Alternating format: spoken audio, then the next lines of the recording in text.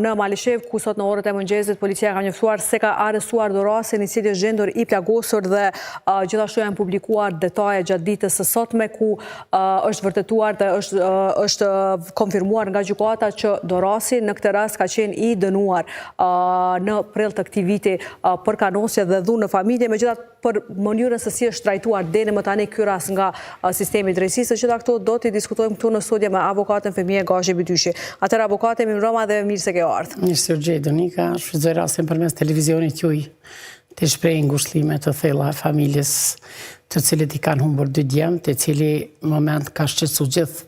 qytetarët e Republikës së Kosovës për shkak se janë vrarë në pragun e shtëpisë së tyre. Në momentin kur e kanë pas ende domethënë atë ceremoninë martore, meqense ju ka vdek babaj, dhe kjo është një situatë shumë e rëndë, nga se dhuna në familje tani më është bërë një fenomen i zakonshëm, i cili fenomen përveç domethënë pasojave që i sjell brenda familjes së ngushtë, me këtë vrasje domethënë po reflekton që ato probleme brenda familjes ndonjëherë përfshin edhe të tjerët, siç ka ndodhur rasti me 2 viktimat sot që dje në fakt që në vrasë sot që në varros. Dhe avokate, deri më tani Dorasi është arrestuar, por ende motivet për prokurorin mbeten të panjohura, por me gjitha detajet e deri tanishme. Pikërisht Donika, unë edhe mes ditë isha në ndërlidhur përmes videolinkut me një medium tjetër dhe domethënë çka do që falshim, bisedojshëm rreth portalive të cilat i kanë publiku, për arsye se as policia, as prokuria nuk ka dorë deri më tani me ndonjë domethënë kështu mënyrë zyrtare me tregu përafërsisht, edhe pse këto me të drejtë ata e bëjnë për arsye se e ruajnë rrjedhën e hetimeve, konfidencialitetin e hetimeve. Po natyrisht, po tek sot e kuptuam gjithë opinioni se tash në këtë rast edhe Dorasti ka qenë i plagosur përkundër tentimeve të tij, siç po ndodh kohëve të fundit që ti ik drejtësisë, ai është gjind me një fshat në një shtëpi të braktisur, dhe tani më e pam edhe domethënë doktorin kompetent i qendrës klinike universitare, i cili përmendi se e ka trajtuar qendra emergjence dhe e kanë dërguar në sektorin si quhet klinika abdominale, për shkak se sipas informacioneve që kam, njëti ka plumba në abdomen, në bark, dhe mbetet mandej të shifet çfarë do të ndodhë, për shkak se përkundër faktit që ai ka kryer 2 vrasje, domethënë megjithatë është e parapame me letë që t'i japet ndihma mjekësore në të gjitha rastet, pavarësisht kur bojnë vepra penale.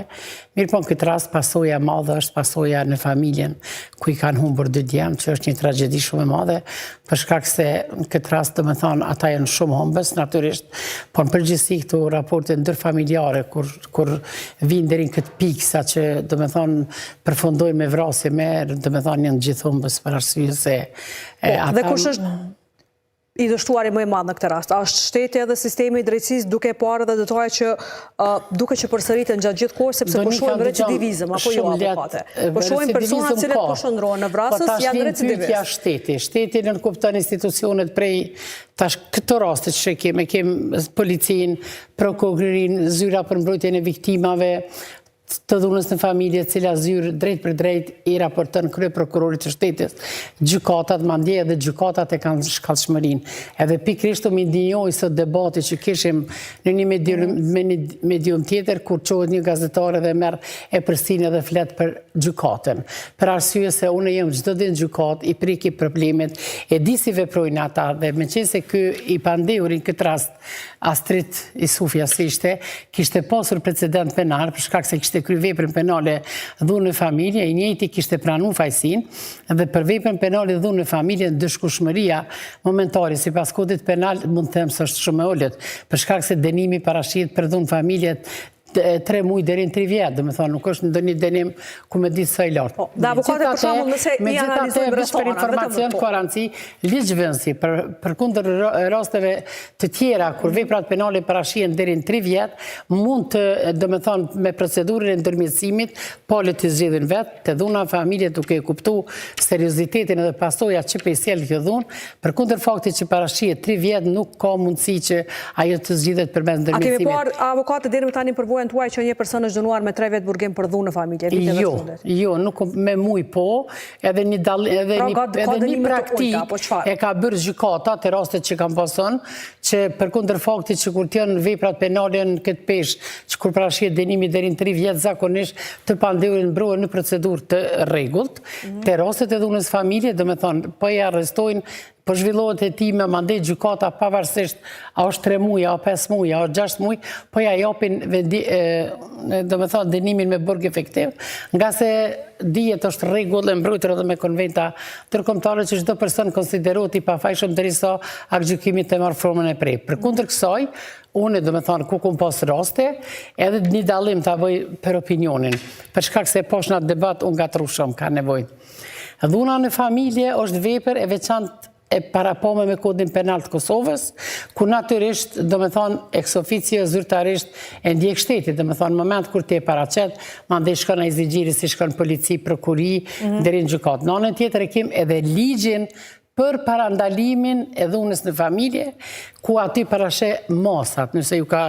ka ro, do me thonë, ju bjerë edhe juve gazetarve të kuptoni, janë ato masat mbrojtje, do me thonë, kur viktima mbrojt me një masë, që kishte pas mësa kuptova këtë rast edhe gruja e të pandeurit. Gjithmonë për referona që ka kompane për portale, sepse nuk di.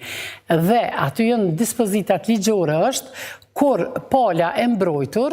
kërkon një periudhë që t'i heket, do me dhonë urdhrin mbrojtës palës përgjithse, në fakt t'i heqet asaj, edhe një farë mënyrë pala përgjithse. Ka pajtim, unë e kum pas, nuk ka, s'pëdi një muj,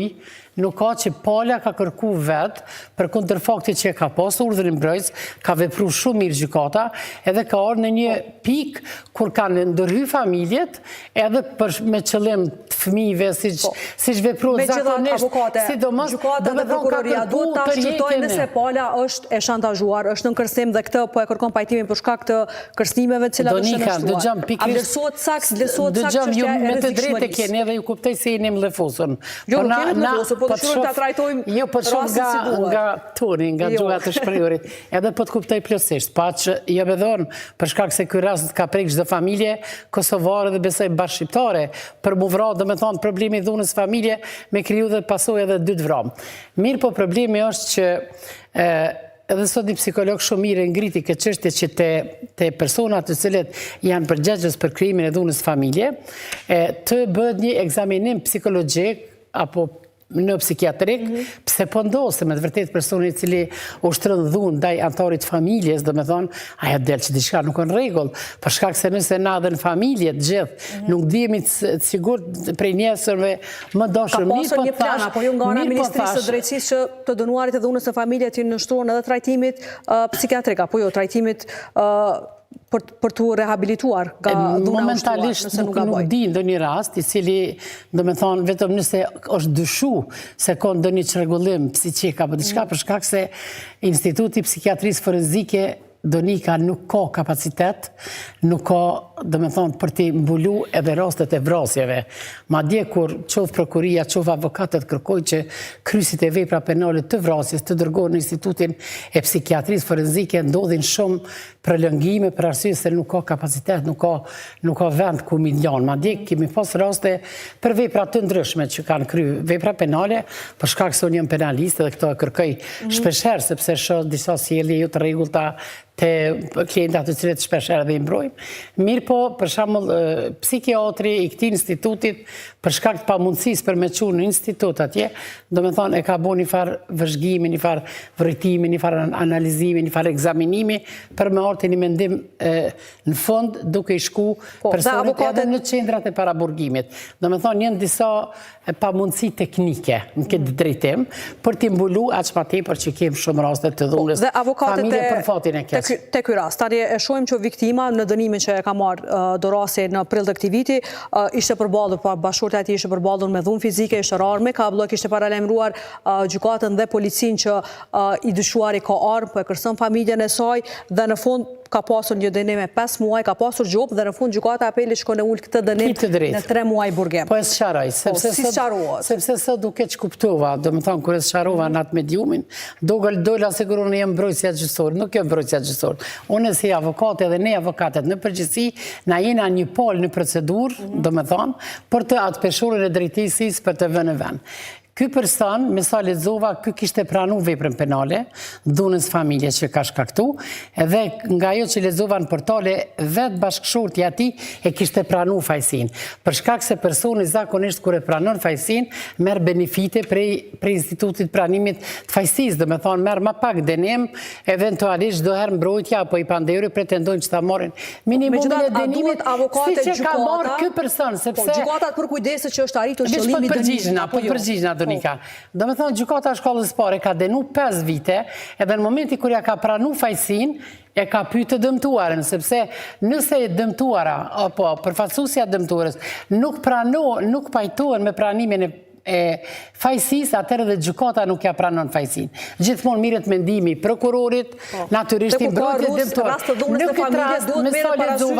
Në këtë rast me sa lexova vetë dëmtuara është pajtu me pranimin e fajsis, edhe unë e kuptoj ajo po të mos kishte avokat, sepse sot drejt për drejt u lidh avokati i saj përmes mjeteve të informimit dhe tregoi se i kishte përfaqësu kur nuk ka ndërmarrje, se nuk e njeh ligjin. Po avokati ai është i cili i tregon. Madje kanë dënuar me 5 muaj burg efektiv, pra për mendimin tim është i ulët, për arsye se kur po them pragu 3 muaj deri në 3 vjet, i po këto praktika të tmerrshme që po ndodhin tek ta kryes, po dëshmon që këta kanë herë prit dhunës familje, pa kalojnë domethënë edhe më thellë në veprat penale të peshës së më trend. Megjithatë kur ka shkuar gjykata apelit, këtu nuk e shonë mbrojtësia e gjykatës së apelit, po kur ka shkuar gjykata apelit e ka bërë ankesën e mbrojtësit pandehurit, tash në këtë rast që prapi pandehur për të vrasje, dhe me sa kuptova, gjithmonë për rezervona, për referona bisedës që e kuptova në studio të televizionit Klan nga një gazetar që kishte qasje, edhe nga portale tjera, me sa kuptova, mandej më përgjigjen ankes, për shkak se kur bën ankes njëna pol, gjithmonë gjykata ja çon për me pa edhe pala tjetër. Edhe në përgjigjen ankes, përfaqësuesi i palës dëmtuar, këtë rast bashkëshortes këtë rast Dorasit, e njofton gjykatën përgjigjen ankesë që kjo për arsye ekonomike, për arsye të ndryshme, unë e kuptoj dhe situatën e kësaj, kjo ku me shku me ata fëmijë, o këthyn shpe. Edhe ndonjëherë gjykata me qëllim, me cila është qëllimin e përgjegjësia e shtetit këtu tani? Cila është përgjegjësia e shtetit ku një viktimë e dhunës familje nuk ka ku shkojë dhe kthehet te dhunuesi, pranon të kthehet te dhunuesi në sy të shtetit, në sy të sistemit drejtësisë? Po ma bën këtë pyetje cila është përgjegjësia e shtetit, por një kupton, unë nuk jam përfaqësuesja e institucioneve të shtetit. Për arsye se policia ka kryer punën e vet, prokuria ka kryer punën e vet, i kam dhe timet, ka orë me një akt akuz që ka konstatu se jo kry dhuna familje,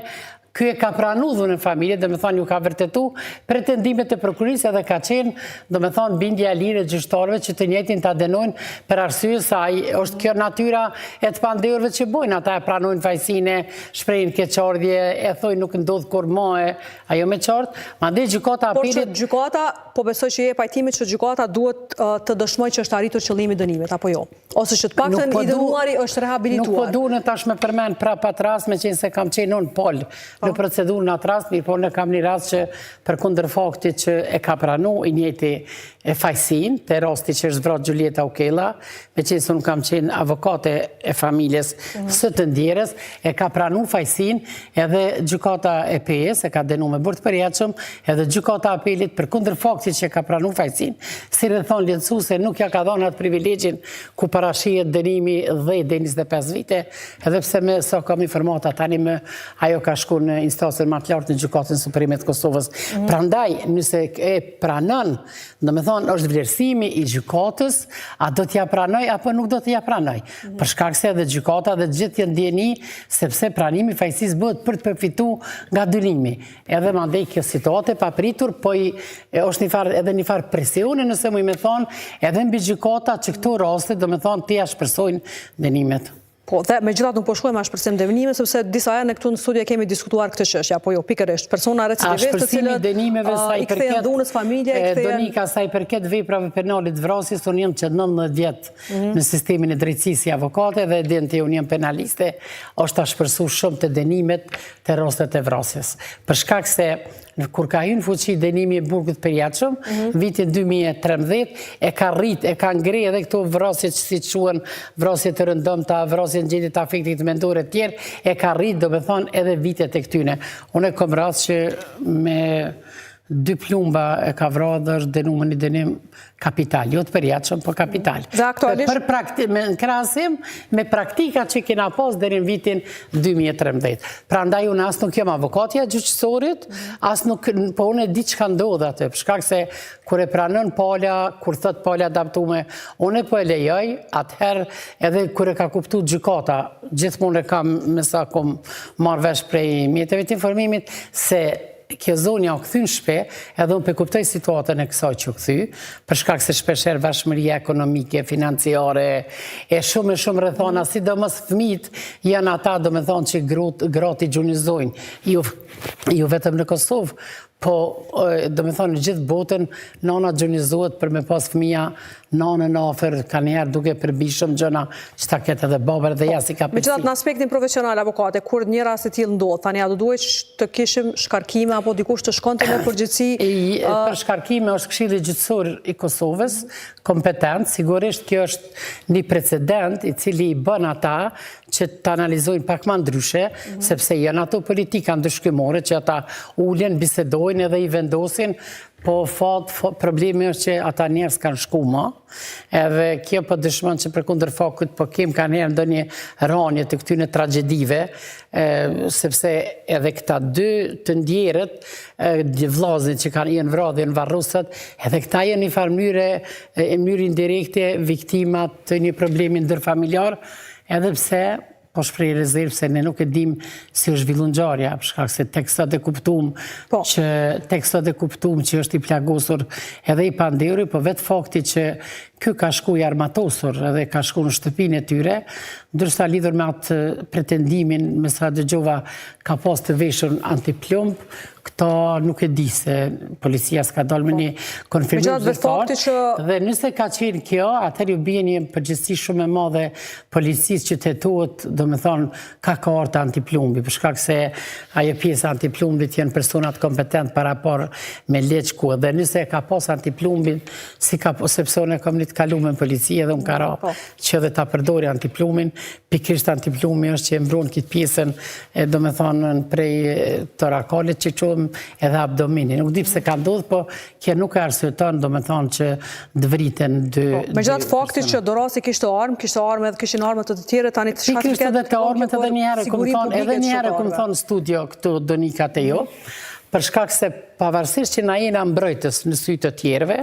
për shkak se ligji na ka mundsu këto, megjithatë neve na intereson që shoqëria jonë mu, fëmijë gashëve ty që të më intereson që shoqëria jonë të jetë shumë e shëndosh. Në çdo debat televiziv kur kam rast, do me thonë unë jap vrejtje dhe kjo sigurisht duhet i shërbej edhe Këshillit Gjyqësor të Kosovës, edhe Këshillit Prokurorial të Kosovës, që në rastet kur kem persona të cilët posedojnë armë,